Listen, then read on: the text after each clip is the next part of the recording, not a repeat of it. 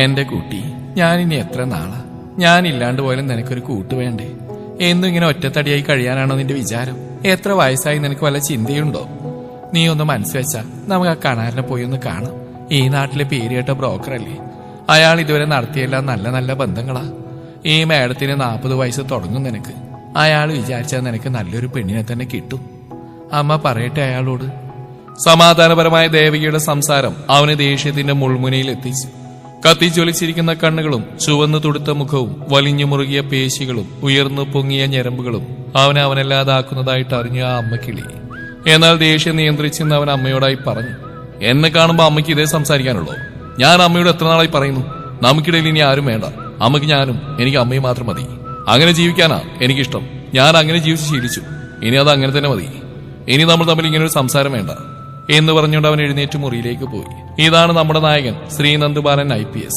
മേലെപ്പാട്ട് ബാലൻ മാഷിന്റെയും ദേവകി അമ്മയുടെയും ഒരേ ഒരു മകൻ. ആളൊരു പോലീസാണ്. ദേവകി അമ്മയുടെ നന്ദു ഡിഗ്രിക്ക് കോളേജിൽ പഠിക്കുന്ന സമയത്ത് ഒരു പെൺകുട്ടിയെ പ്രേമിച്ചു. ശ്രീനന്ദിന്റെ മനസ്സിൽ അതൊരു ദിവ്യ പ്രണയമായിരുന്നു. എന്നാൽ അവൾ നൈസായിട്ട് അങ്ങ് തേച്ചു എന്നല്ല, തേച്ച് ഭിത്തിയിൽ ഒട്ടിച്ചു വെച്ചു.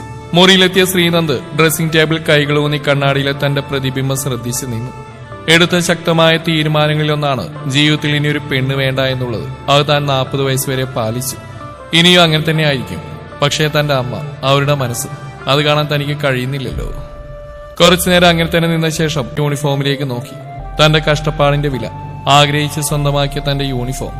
ഇക്കാലം അത്രയും തന്റെ സന്തത സഹചാരിയായി കൂടെ നിന്നിട്ടുള്ള തന്റെ പ്രിയതമ, അത് തന്റെ ഈ യൂണിഫോമാണ്. ഇനിയുള്ള കാലം അങ്ങനെ തന്നെ മതി. ഒരു SP എന്നത് വെറുതെ കിട്ടിയതല്ലോ.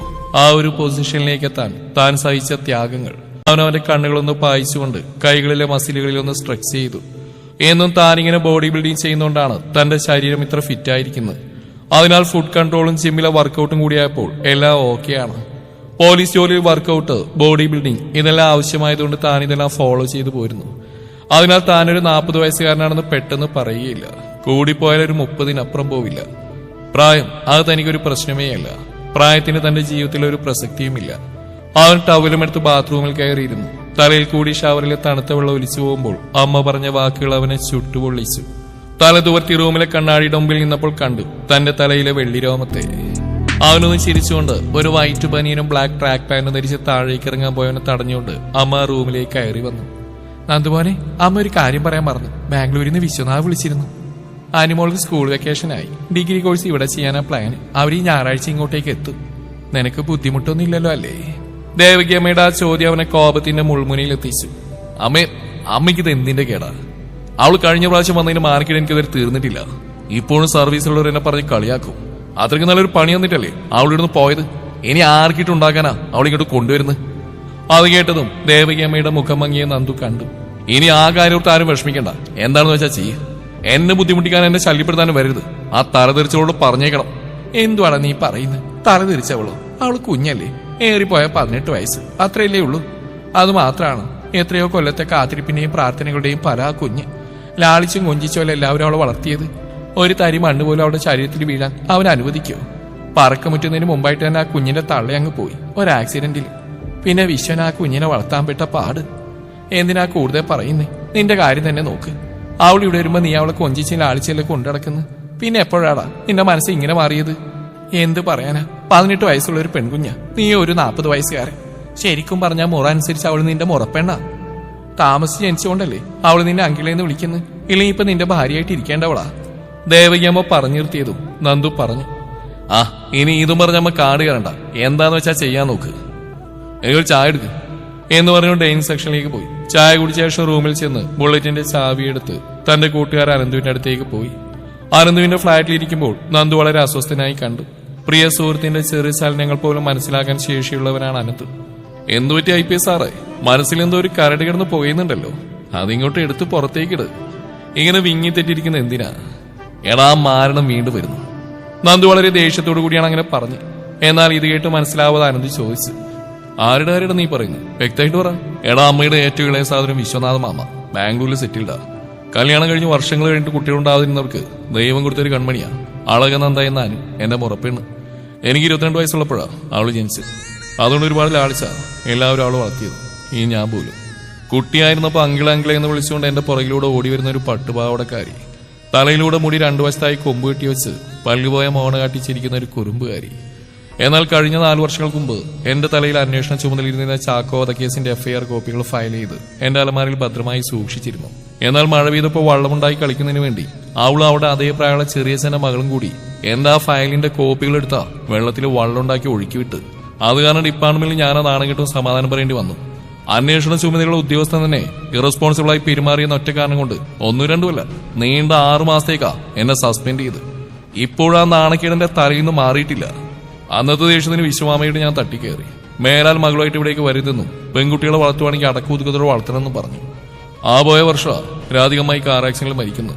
അതിനുശേഷം ഇന്നുവരെ ഈ നാട്ടിലേക്ക് മാമയാനും വന്നിട്ടില്ല. എന്നാൽ ഇപ്പൊ അവിടെ പഠനത്തിന്റെ ആവശ്യമായിട്ടാ അവളിവിടെ കൊണ്ടുവരുന്നത്.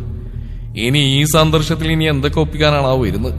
ഒരു ഈർഷ്യയോടെ പറയുന്നവനെ തെല്ലൊരു അത്ഭുതത്തോടെ നോക്കിയിരുന്നു അനന്ത്. എന്നിട്ട് പറഞ്ഞു, കൊച്ചുഞ്ഞാത് നിന്റെ ഭാഗ്യം, ഇല്ലേ നിന്റെ പെണ്ണുപിള്ളയായിട്ട് നിന്റെ തലയിൽ വെച്ച് തന്നേനെ നിന്റെ അമ്മ. പ്രതീക്ഷിക്കാതെയുള്ള അനന്തുവിന്റെ മറുപടിയിൽ നന്ദുവിന് ചിരിച്ചെങ്കിലും അനന്ത് പറഞ്ഞ സത്യമല്ലേ എന്ന് അവൻ ചിന്തിച്ചു. ദിവസങ്ങൾ കടന്നുപോയി, ഒരു മാറ്റവുമില്ലാതെ. എന്നാൽ നന്ദുവിന്റെയും അമ്മയുടെയും ജീവിതങ്ങൾ ഒരേ ദിശയിലേക്ക് ഒഴുകിക്കൊണ്ടിരുന്നു.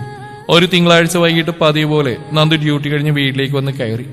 അകത്തുനിന്ന് അമ്മയുടെ ഓർക്കാപ്പുറത്തുള്ള കലപില സംസാരം കേട്ടപ്പോൾ അവന് മനസ്സിലായി അമ്മയുടെ പ്രിയപ്പെട്ട ആരോ വിരുന്നുകാരെത്തിയിട്ടുണ്ടെന്ന്. ചുണ്ടിലെ ഒരു ചെറിയ പുഞ്ചിരിയോടുകൂടിയായിരുന്നു അവനും അകത്തേക്ക് കയറി വന്ന്. എന്നാൽ ആ പുഞ്ചിരിക്ക് അധികം ആയുസുണ്ടായിരുന്നില്ല. അകത്തേക്ക് കയറിയതും കണ്ടു സെറ്റിൽ സ്ഥാനം പിടിച്ച വിശ്വമാമയെ. ഒന്ന് പുഞ്ചിരി വരുത്തിക്കൊണ്ട് അയാൾക്കരികിലായി അവനും ഇരുന്നു. ബിഷപ്പ് മൂർ കോളേജിനെ കുറിച്ചായിരുന്നു അവരുടെ സംസാരം. കോഴ്സിനെ പറ്റിയും ഫീസും പോയി വരുന്ന ദൂരത്തെക്കുറിച്ചുമല്ല. ഇതെല്ലാം സംസാരിച്ചു കഴിഞ്ഞതും വിശ്വമാമ അവന്റെ ഡ്യൂട്ടിയെ പറ്റിയും സർവീസിനെ പറ്റിയും ചോദിച്ചറിഞ്ഞു. വിവാഹത്തെപ്പറ്റി ചോദിച്ചപ്പോൾ അവന്റെ മുഖം മാറിയതും വിഷയം മാറ്റുന്ന വിധം ദേവകിയമ്മ ചോദിച്ചു, മോളെവിടെ? അപ്പോഴാണ് നന്ദു അവളെ പറ്റി ചിന്തിച്ചത്. കുരുപ്പ്, എവിടെയെങ്കിലും പോയി പോലെ കുരുത്തങ്ങളും കാണിക്കുമായിരിക്കും, കുരുത്തം കിട്ടവൾ എന്നവൻ മനസ്സിലറിയാതെ ചിന്തിച്ചു പോയി. പെട്ടെന്നായിരുന്നു നടുമുറ്റത്തിന്റെ തൂണിന്റെ മറവിലായി നിന്നുകൊണ്ട് മറുപടി പറയുന്ന ഒരു സ്ത്രീ രൂപം. ഞാനിവിടെ ഉണ്ട്, ഞാനിവിടെ പോരാ. ആ പഴയ കേസ് ഫയലുണ്ടെന്ന് തപ്പിയതാ, കിട്ടിയില്ല. ഒരു ബോട്ടുണ്ടാക്കാൻ നോക്കിയതാ, ആരോ മാറ്റിയ ലക്ഷണമുണ്ട് എന്ന് പറഞ്ഞുകൊണ്ട് ഡൈനിങ് സെക്ഷനിലേക്ക് പോയവളെ സംശയത്തോടെ അവനെ നോക്കി. അവൾ പറഞ്ഞെല്ലാം കേട്ടുവെങ്കിലും ഒരു പകപ്പോടെ ഇരിക്കുകയായിരുന്നു അവൻ. 14 വയസ്സ് പ്രായമുള്ളവളിൽ നിന്നും 4 വർഷം കൊണ്ടുണ്ടാക്കിയ മാറ്റം ചെറുതൊന്നല്ല. അവനെ ഏറെ ഞെട്ടിച്ചൊന്നായിരുന്നു അവളുടെ മാറ്റം. പട്ടുപാവാടയിട്ട് ഇരുവശവും കൊമ്പ് കെട്ടിയ ഒരു കുറുമ്പിയെ പ്രതീക്ഷിച്ച താൻ വെണ്ണക്കൽ ശില്പം പോലൊരു പെണ്ണിനെ കണ്ട പകപ്പിലായിരുന്നു. പനങ്കുല പോലെ മുടിയും വെളുത്ത നിറവും കട്ടിപ്പുരികവും ചുവന്ന ചുണ്ടുകളും കവിളുകളും ധാവണി വേഷവും നിറഞ്ഞ മാറിടവുമുള്ള ഒരു ദേവത പോലൊരു പെണ്ണ്. 18 വയസ്സേ ഉള്ളുവെങ്കിലും 21ന്റെ ശരീര വളർച്ചയുണ്ടായിരുന്ന അവളിൽ ചിന്തയിൽ ലയിച്ചിരുന്നവനെ ദേവകിയമ്മ വിളിച്ചു. മോനെ നന്ദു, നീ കുളിച്ചു വാ, ഞാൻ ചായ എടുക്കാം. അവർ അടുക്കളയിലേക്ക് പോയി. ദേവകിയമ്മ പോയതും വിശ്വമാമയുടെ അവൻ പറഞ്ഞു, മാമ ഇരിക്കും, ഞാനൊന്ന് ഫ്രഷായി വരാം എന്ന് പറഞ്ഞു നടന്നവൻ. എന്തുകൊണ്ടോ തിരിഞ്ഞു നോക്കിയപ്പോൾ കണ്ടു ടീ പോയിലിരുന്ന ഒരു മാഗസിന്റെ താളുകൾ മറിച്ചു നോക്കുന്നവളെ. എന്തോ തന്നെ ശ്രദ്ധിക്കുന്ന അറിഞ്ഞപ്പോൾ അവൾ അവനെ നോക്കിപ്പോയി. നോട്ടം തമ്മിലുടക്കിയതും അവൾ പെട്ടെന്ന് നോട്ടം മാറ്റി.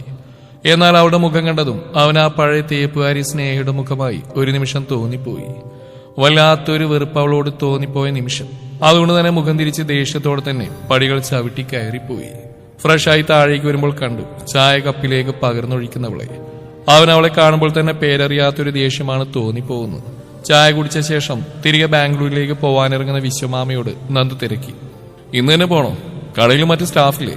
പിന്നെന്തിനാ ഇത്ര ധൃതി? വിശ്വമാമ നന്ദുവിനോടായി പറഞ്ഞു. മോളെ ഇവിടെ ആക്കി അഡ്മിഷൻ എടുത്തു, ഇനി എനിക്ക് സമാധാനമായി പോവാം.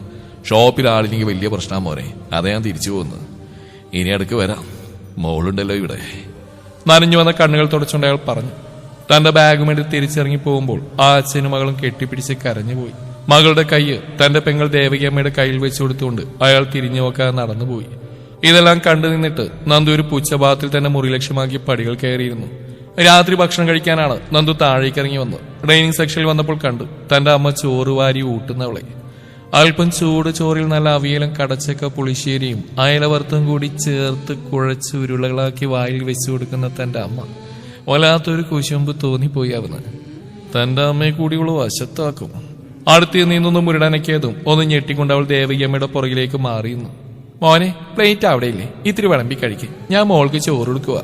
ദേവകിയമ്മയുടെ ആ പറച്ചിൽ അവന് കലിയേറിയെങ്കിലും അവൻ അമ്മ പറഞ്ഞ അനുസരിച്ചു. കഴിച്ച ശേഷം കൈ കഴുകി വന്നിട്ട് അവളെ രൂക്ഷമായിട്ട് നോക്കിയിട്ട് അവൻ മുകളിലേക്ക് പോയി.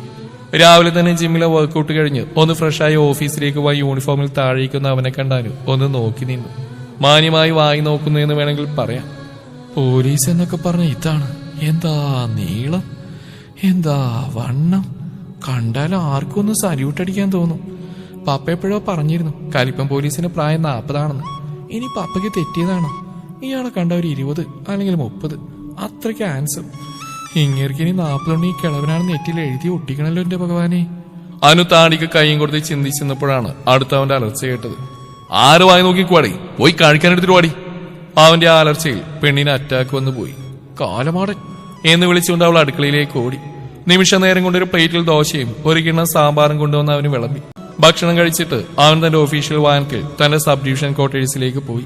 അവനിപ്പോൾ പ്രത്യേക ഓപ്പറേഷൻ പ്ലാൻ ചെയ്യുകയാണ്. Law and order, crime control അന്വേഷണങ്ങൾ തുടങ്ങിയവയാണ്.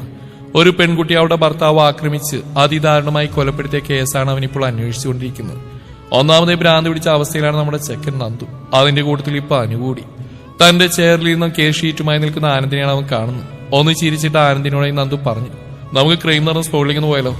വേഗം തന്നെ പുറത്തിറങ്ങി ജീപ്പിലേക്ക് കയറി അവർ കൊലപാതകം നടന്ന ആ സ്പോട്ടിലേക്ക് പോയി. ഇതേ സമയം അനു വന്നറിഞ്ഞ് ചെറിയച്ഛന്റെ മകളായ അമ്മു എത്തിയിരുന്നു.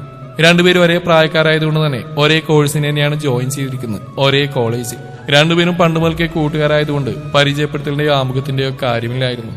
വന്നപാട് രണ്ടും കൂടി അടി തുടങ്ങിയിരുന്നു. ഇത് കണ്ടുന്ന ദേവകി നമുക്ക് ഒരുപാട് സന്തോഷമുണ്ടായി. അല്ലെങ്കിലും പെൺകുട്ടികൾ ഉണ്ടെങ്കിലല്ലേ വീട്ടിലൊരു ഐശ്വര്യം ഉണ്ടാവുള്ളൂ. രണ്ടുപേരും കൂടി അവിടെ ആ ചുറ്റിക്കറങ്ങി ആസ്വദിച്ച് നടന്നു. എടി അമ്മുവേ, നമ്മുടെ കലിപ്പം പോലീസ് എന്താടി ഒരു പെണ്ണേട്ടാ വണ്ടിയായി നിന്നുപോയത്? അറിയോ? നിനക്ക് അറിയോന്ന്? അനുവിന്റെ ആ ചോദ്യം കേട്ടത് അമ്മു ഒന്ന് പുരികം ചുളുക്കി. അത് നിനക്ക് അറിയാവുന്ന കാര്യം തന്നെയല്ലേ. ചേട്ടായിയുടെ കൂടെ പഠിച്ച ഒരു സ്നേഹം എന്ന പെൺകുട്ടിയെ ചേട്ടായി സ്നേഹിച്ചു. ആത്മാർത്ഥ സ്നേഹമായിരുന്നു. പക്ഷെ അവള് ചേട്ടായി അങ്ങ് തേച്ചു എന്നാ പറയുന്നത്. എനിക്ക് കൂടുതൽ ഡീറ്റെയിൽസ് ഒന്നും അറിയില്ല. ആള് സുന്ദരിയായിരുന്നാ കേട്ട്. ആട്ടെ, ഫോട്ടോ ഒരെണ്ണം കാണുമെന്ന് കാണാൻ? അനുവിന്റെ ആ ഒരു ചോദ്യത്തിന് അമ്മ ഒന്ന് രൂക്ഷമായി നോക്കി എന്നിട്ട് പറഞ്ഞു, ആ ചേട്ടായിയുടെ കയ്യിലുണ്ട്, നീ പോയി ചോദിച്ചോ, ഉടനെ തരും. കാരണം കുറ്റി നോക്കി ഒന്ന്. നടക്കുന്നതിനിടയിലായിരുന്നു നന്ദുവിന്റെ റൂം അവരുടെ കണ്ണിൽപ്പെട്ടത്. നമുക്ക് ആ കാലമാന്റെ റൂം ഒന്ന് പരിശോധിക്കാം. ഇപ്പോഴാണെങ്കിൽ ആ കാലമാണ് സ്ഥലത്തില്ലല്ലോ. എന്തെങ്കിലും കിട്ടാതിരിക്കില്ല, നീ വാടി. അനുവിന്റെ പറച്ചിലേട്ട് അമ്മുവിന് കണ്ണുകളിയിരുന്നു. ഇവള് പണ്ടൊന്ന് പരിശോധിച്ചതിന്റെ ക്ഷീണം അങ്ങേരുടെ ജീവിതത്തിൽ ഇപ്പോഴും മാറിയിട്ടില്ല. അടുത്ത പരിശോധനക്കാണ് ഇവള് വിളിക്കുന്നത്. ചാവാനാണെങ്കിൽ ഒറ്റയ്ക്ക് പോയാ പോരെ, ഇവളെന്തിനാ എന്നെ കൂട്ടുപിടിക്കുന്നത്? നീ കേറി നന്നായിട്ട് പരിശോധിക്ക്, ഞാൻ പുറത്തേക്കാം. ആരെങ്കിലും വരുന്നുണ്ടോന്ന് സിഗ്നലും തരാം. എന്താ അത് പോരെ? അമ്മുവിന്റെ ചോദ്യമായിരുന്നത്. അത് നല്ല കാര്യമാണ് ശരിക്കും. ആ ഭ്രാന്ത് വരുന്നുണ്ടെങ്കിൽ തനിക്ക് സിഗ്നൽ തരാൻ പുറത്തൊരാൾ വേണ്ടേ?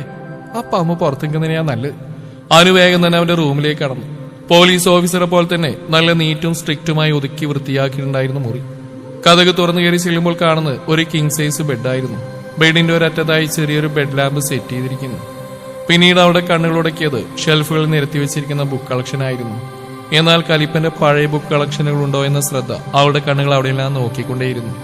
ഡിഗ്രിക്ക് പഠിക്കുമ്പോഴായിരുന്നല്ലോ സ്നേഹയുമായിട്ടുള്ള പ്രണയം. അപ്പോൾ ആ കാലഘട്ടത്തിലുള്ള പുസ്തകങ്ങൾ ഏതെങ്കിലും ഒന്നിൽ അവരുടെ ഫോട്ടോ ഉണ്ടെന്നായിരുന്നു അവൾ ചിന്തിച്ചിരുന്നു. അവൾ പ്രതീക്ഷിച്ച പോലെ തന്നെ അവന്റെ ഡിഗ്രി ബാച്ചിന്റെ പുസ്തകങ്ങളെല്ലാം ആ പഴയ അലമാരയുടെ മുകളിലായി സ്ഥാപിച്ചിരിക്കുന്നത് കണ്ടു. പിന്നെ ഒന്നും നോക്കിയില്ല, ഒരു സ്റ്റൂളിട്ട് വലിഞ്ഞു പിടിച്ച് അങ്ങോട്ട് കയറി. അവൾ ആഞ്ഞി ഏന്തി ഒരു വട്ടം കൈകൾ പൊക്കി നോക്കി, കിട്ടുന്നില്ല. കുറച്ച് ഉയരത്തിലാണ്. എങ്ങനെ അതിനെ തന്റെ കയ്യിലെടുക്കാന്ന് ചിന്തിച്ചിരുന്നപ്പോഴാണ് അമ്മുവിന്റെ വിളി വന്ന്, ടീ അനു, ആരോ വരുന്നു. അമ്മു പറഞ്ഞിട്ട് തിരിഞ്ഞു നോക്കിയപ്പോ ദാ നിൽക്കുന്ന നമ്മുടെ കാലമാടൻ തൊട്ട് മുന്നിൽ. കക്ഷി നല്ല ദേഷ്യത്തില്ല. അമ്മു നിന്ന് പരിങ്ങിക്കൊണ്ട് അകത്തേക്ക് നോക്കി പറഞ്ഞു, അനു, ഞാൻ പെട്ടടി, നിന്നെ നീ തന്നെ കാത്തോ, ഞാൻ പോണു എന്ന് പറഞ്ഞുകൊണ്ട് അമ്മു തന്നെ ജീവനുമായി ഓടി രക്ഷപ്പെട്ടു. ഇതൊന്നും അറിയാതെ അലമാരിയുടെ മുകളിൽ നിന്നും പുസ്തകം എടുക്കാൻ ആഞ്ഞു പരിശ്രമിച്ചുകൊണ്ടിരിക്കുകയായിരുന്നു നമ്മുടെ പാവം അനു. അവൾ അറിഞ്ഞിരുന്നില്ല കലിപ്പം പോലീസിന്റെ അണ്ണാക്കിലാണ് അവൾ കോലിട്ട് കുത്തിക്കൊണ്ടിരിക്കുന്നതെന്ന്. ഏന്തി വലിഞ്ഞെന്ന പെണ്ണിന്റെ ചെവിക്കല്ല് പൊട്ടുന്ന രീതിയിൽ തന്നെ കലിപ്പം പോലീസ് അലറിക്കൊണ്ട് വിളിച്ചു, ആരുടെ അമ്മയ്ക്ക് പിണ്ടവയ്ക്കലാണ് നീ മുകളിലോട്ട് വലിഞ്ഞേറുന്നത്? മാറി കയറി ഇറങ്ങി താഴെ. പ്രതീക്ഷിക്കാതെയുള്ള അവന്റെ അലർച്ചയിൽ അവളുടെ നിൽപ്പിന്റെ താളം തന്നെ തെറ്റിപ്പോയി. സ്റ്റൂളിൽ നിന്ന് ഉരുണ്ട് താഴേക്ക് വീഴുന്ന അവളെ താങ്ങാനായി അവൻ മുന്നോട്ട് പാഞ്ഞു. അവളെ താങ്ങിയെങ്കിലും വീഴ്ച രണ്ടാളും ഒരുമിച്ചായിരുന്നു. അവന്റെ നെഞ്ചിലായി അവളും അവളുടെ അടിയിലായി അവനും. വീഴ്ചയിൽ പോലും അവൻ അലറി, എഴുന്നേറ്റ് മാറി. പേടിയോടെ ചാടി എഴുന്നേറ്റവൾ വീണ്ടും കൈവഴുതി അവന്റെ നെഞ്ചിലായി വന്ന് വീണു. അപ്പോഴായിരുന്നു അവളുടെ മാറിടങ്ങളിലെ മൃദുലത അവന്റെ നെഞ്ചിലായി ഇടിച്ചു നിന്നതും. കണ്ണുകളൊന്നും മുറുക്കെ അടച്ചുപോയി. ഒരു പേടിയോടെ അവൾ ആ നിമിഷം എഴുന്നേറ്റ് ഓടിയിരുന്നു. അവൾ പോയത് അവനൊന്ന് ചാടി എഴുന്നേറ്റു. അവൻ അവന്റെ നെഞ്ചൊന്ന് തടവി നോക്കി. അവളുടെ മാറിന്റെ ചൂട് അപ്പോഴവിടെ തങ്ങി നിൽക്കുന്നതായി അവൻ അനുഭവപ്പെട്ടു. കുറച്ചു സമയം എന്ത് ചെയ്യണമെന്നറിയാതെ അവൻ ബെഡിൽ തളർന്നിരുന്നു. എന്നാൽ അനു അവളുടെ റൂമിൽ ഒരു പകപ്പോടെ നിൽക്കുകയായിരുന്നു. കഴിഞ്ഞുപോയ നിമിഷങ്ങൾ അവൾ ഓർത്തെടുത്തു. കാരിരുമ്പ് പോലെയുള്ള ഒരു പുരുഷന്റെ മാറിലേക്ക് താൻ ചെന്ന് വീണപ്പോൾ തനിക്ക് എന്താണ് തോന്നിയത്? താൻ അങ്കിളെന്ന് വിളിച്ചുകൊണ്ട് ഒട്ടിച്ചേർന്ന ആ നെഞ്ചിലിരുന്ന ഒരു കാലമുണ്ടായിരുന്നു. എന്നാൽ ഇപ്പോൾ തനിക്കതിന് സാധിക്കുകയില്ല. താനിപ്പോൾ പൂർണ്ണ വളർച്ചയെത്തിയ ഒരു പെണ്ണാണ്. അതുകൊണ്ടല്ലേ ആ മാറിലേക്ക് താൻ ചെന്ന് വീണപ്പോൾ തനിക്ക് മറ്റെന്തോ വികാരം തോന്നിപ്പോയത്. അവരിരുവരുടെയും ജീവിതത്തിലെ സുഖമുള്ള ആദ്യത്തെ വീഴ്ചയായിരുന്നു അത്. പെട്ടെന്നാണ് അനുവിന് അമ്മുവിന്റെ ഓർമ്മ വന്ന്. തന്നെ ആ കാലിന്റെ മുന്നിലിട്ട് കൊടുത്തിട്ട് അവൾ എങ്ങോട്ടാണ് പോയത്. എന്തായാലും അവിടുന്ന് ആളിങ്ങി വരട്ടെ, വെച്ചിട്ടുണ്ട് ഞാൻ.